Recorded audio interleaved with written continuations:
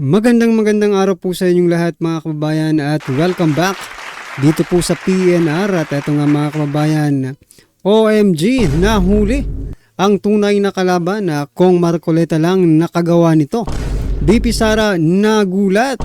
Yan mga kababayan ang ating alamin at bibigyan ng komento mula po ito kaya Banat Kapanig TV. Nasa description po ang full video link ng video ito. Subscribe na po kayo. At eto nga mga kababayan, sa thumbnail natin nakalagay po, kumpirmado. Nahuli ang Big Boss sa Marcoleta, bitbit ang listahan. Grabe to. Dapat mo tong malaman. Yan mga kababayan. Ito po yung sinasabing kumpirmado mga kababayan. Yung Partido Demokratiko, no? Lakas ng Bayan, PDP Laban, mga kababayan, ay kumpirmado na po na may tatlo po silang senatorial bets, mga kababayan. Yung partido po ni PRRD, no, naglabas na po ng tatlo. Ang kinumpirma, ito po si Bato de la Rosa, Bongo, Philip Salvador, endorsed as PDP Senate bets. Yan. Nako, ano ang masasabi nyo dito mga kababayan? May artista. Nako. Ito mga kababayan, sabi ko nga sa inyo noon, dati pa 'di ba sinasabi ko na wag po tayo boboto ng artista. Pero baka type nyo rin, pero bago po natin malayo pa naman yung election mga kababayan, pag-aralan muna natin, no? Si Senator Bato, alam po natin PNP yan di ba? May natapos. Okay, pwede siyang maging pwede kasi may mga batas naman sa PNP, di ba? Na mga sinusunod. Ibig sabihin, Senator Bato is somehow, no? Not somehow, talagang knowledgeable yan pagdating po sa mga batas-batas. Si Senator Bongo, mga kababayan, hindi ko alam kung anong natapos ni Senator Bongo, kaya nag-research po ako, no? Kasi sa panahon ngayon, mga kababayan, hindi na po tayo boboto ayon po sa kasikatan ng isang personalidad, no? Wag na po natin, kalimutan na po natin yung mga sikat-sikat pagdating sa politika. Kasi minsan nagagamit yung kanilang kasikatan, di ba? Kaya ito mga kababayan, magre-research po tayo ng kanilang educational background, no? Sabi ko nga kanina, si Senator Bato is PNP chief. Knowledgeable po siya in terms of mga law, di ba? Ito naman si Senator Bongo, ni-research ko po kasi hindi ko alam kung anong natapos ni Senator Bongo. Ito si Senator Bongo mga kababayan, Senator Bongo ayon po sa Wikipedia, Christopher Bongo Terosogo. Wag na po natin basahin lahat. Doon lang po tayo mag-focus sa kung ano ang kanyang naging background sa yung educational background mga kababayan. Ay ito mga kababayan, yung educational background, early life and education, no? Dito po tayo sa education mga kababayan. Etong naka-highlight. Go attended LaSalle Green Hills during high school years, nako. He initially took up a management degree in the LaSalle University but transferred to and eventually graduated from Ateneo de Davao University with a bachelor's degree in marketing. Nako. Marketing pa lang natapos ni Senator Bongo, pero at least, 'di ba? Marketing is malaki po ang pakinabang yan, parang economics din 'yan di ba? So, malaki po ang maitutulong para sa atin ni Senator Bongo. Mayroon po siyang natapos, mga kababayan, in marketing, bachelor's degree in marketing, mga kababayan. Palakpakan po natin, no? So, pasado na ito. Senator Bongo, pasado ka na, 'di ba? Kasi hindi ka lang talagang public servant. May pinag-aralan at maaaring magamit yung kanyang pinag-aralan sa pagsiservisyo. Balikan po natin dito kasi tatlo ito mga kababayan.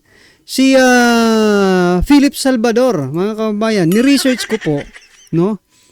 Yung educational background ni Philip Salvador. Kasi mahirap naman sikat kayo no? Baka magamit lang yung kasikatan ninyo para iboto kayo ng taong bayan. Ito, hindi ko sinasabi na wag niyong iboto si Philip Salvador dahil nandyan yan kay PRRD.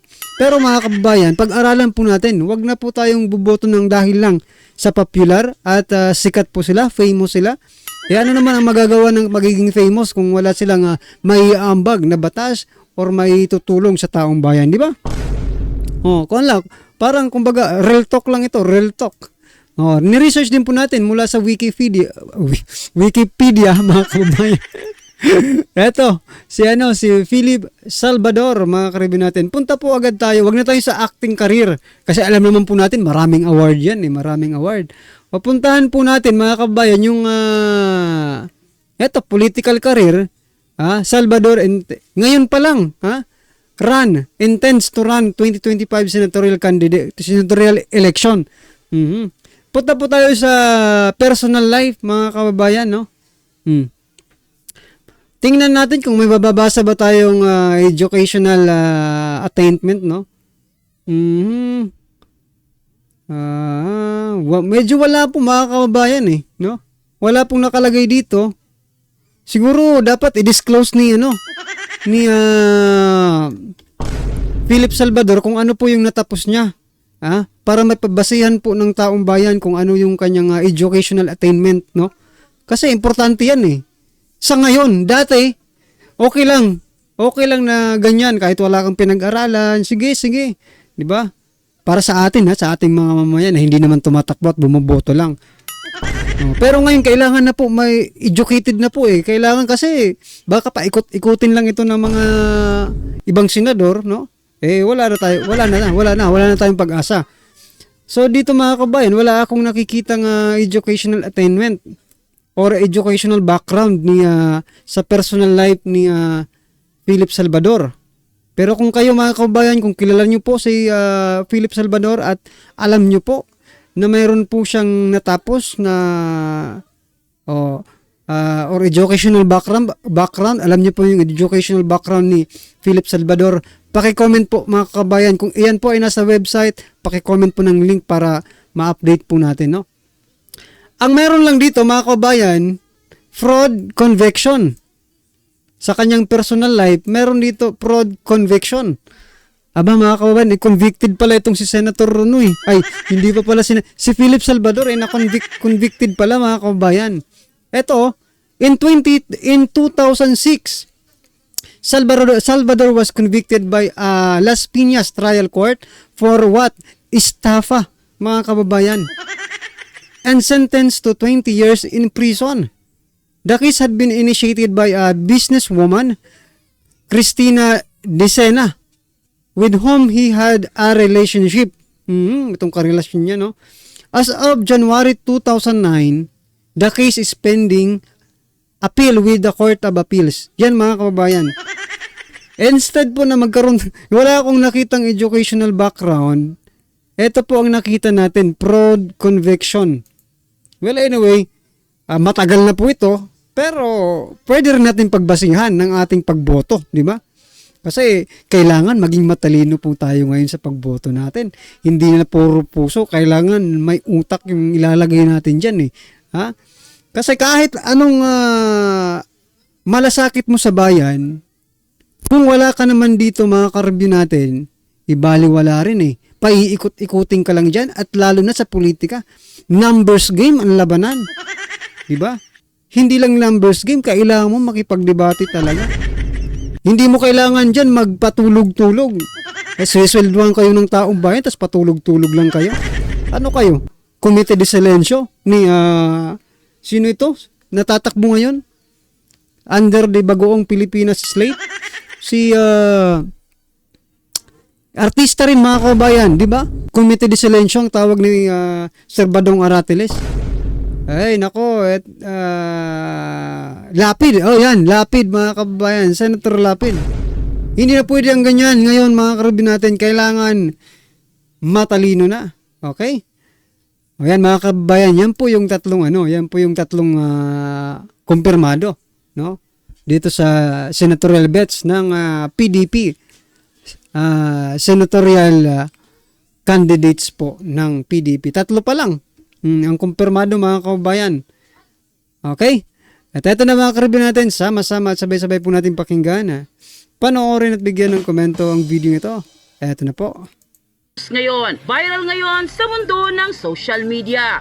Vice President Sara Duterte matapang na humarap sa Committee on Good Government and Public Accountability at tahasang sinabi na ang pagdinig ay hindi para sa good governance and accountability, kundi para sirain siya at ang kanyang opisina. At Congressman Marcoleta matapang na naghayag na tila kamalian ng Kongreso. Pero bago ang lahat mga kapanig, kung bago ka pa lamang sa aming channel ay huwag kalimutang mag-like, subscribe at i-click ang notification bell para mas maging updated ka pa lalo sa lahat pa ng mga bagong videos na i-upload namin. At yun na nga mga kapanig, simula pa lamang ng pagdinig ng Committee on Good Government and Public Accountability ay tila nagkalituhan na dahil nais ng Committee on Good Government Accountability na manumpa si Vice President Sara Duterte at question naman agad ni Vice President Sara Duterte na siya ba ay resource person or a witness dahil ayon sa alituntunin ng House of Representatives na ibinigay sa Office of the Vice President, ang mga testigo lamang ang kailangan manumpa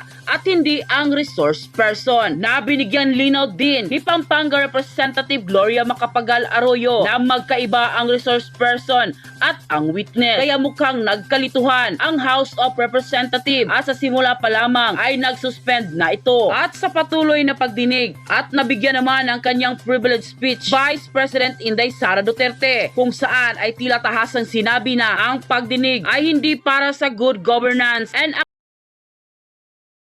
accountability, kundi ito ay para sirain at atakihin ang Office of the Vice President. Ayon pa sa official post ng kilalang political commentator na si Tio Moreno, and I quote, "You can skin me alive and throw my ashes to the wind, but let it be known you will find unbound." VP Inday Sara during the HOR hearing. What we are witnessing now is no ordinary legislative inquiry. This exercise is a well-funded and coordinated political attack. It is clear to me that this inquiry is not about misuse funds, accountability, or governance. Instead, it is solely aimed at discrediting my name and my office to prevent future political contests. Sa totoo lang, hindi naman ang budget ang punterian ninyo dahil napakadali namang magtanggal ng budget. What you are trying to do is to make a case for impeachment. Hindi ako ang problema ng bayan na ito. Ang totoong problema ng bayan ay kagutuman, kahirapan, iligal na droga, kriminalidad, terorismo, hindi na sapat ang healthcare, kalidad ng edukasyon, kawalan ng plano, ng infrastruktura para sa disaster at marami pang iba. So you may try to destroy me. I will continue to serve the Filipino people.